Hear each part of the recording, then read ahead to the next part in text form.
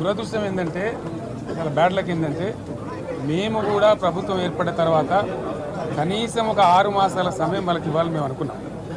నేను కూడా శాసనసభకు దగ్గర రాలేదు. కానీ ఈరోజు బడ్జెట్ చూస్తే ఏ ఒక్క పాలసీ ఫార్ములేషన్ జరగలేదు.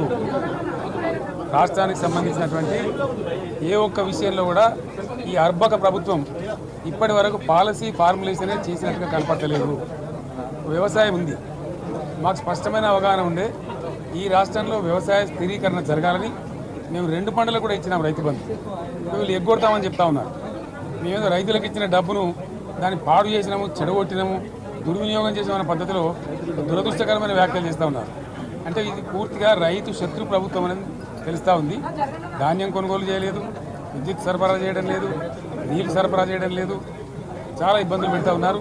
ఇంకా రైతు భరోసా రైతు బంధు గురించి ఇంకా ప్రస్తావనే లేదు. ఎప్పుడేస్తారని